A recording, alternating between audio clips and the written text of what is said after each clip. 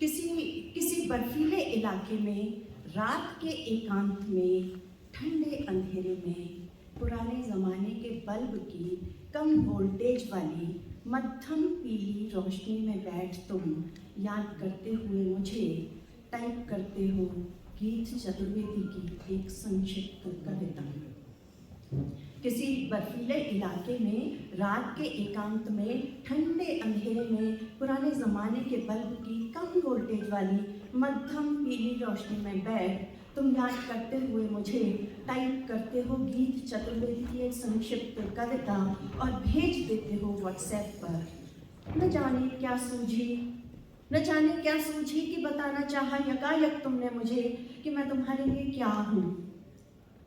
इधर स्मार्ट बनते नगर की आपाधापी में शहरी तौर तरीकों में घुल मिल जाने की कोशिश और टक्कर में स्मार्ट बने रहने की होड़ में विपरीत चलती सर्द हवाओं के थपेड़े खा खा कर दिन मेरा जो होता जा रहा था रूखा सूखा खुरदरा,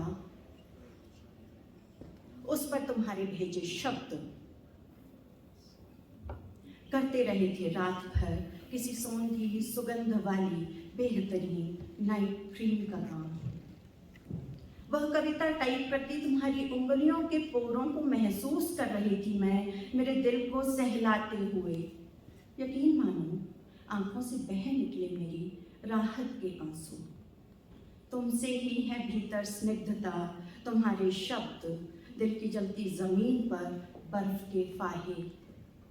मेरे भीतर की घबराहट भरी उथल पुथल, उसकी बेसुरी धुकुर पुकुर को हर बार अपनी प्रेम में उपस्थिति से लयबद्ध स्नेहिल संगीत में तब्दील कर देते हो। जानबूझकर अनजान बन हमेशा ही तो प्रेम खोजती रही, जैसे अनजानी चीज हो रहा किसी दूसरी दुनिया की या किसी अन्य की अनुभूत कल्पना। कल रात महसूस हुआ तो पहले भी अनगिनत बार, हर मुश्किल या सुहावने या उबाऊ उमस भरे मौसम में बार बार अनगिनत बार महसूस हुआ, किंतु वह महसूस होने तक रहा, व्यक्त नहीं हुआ कभी। कल दरअसल एक बार फिर महसूस हुआ वही।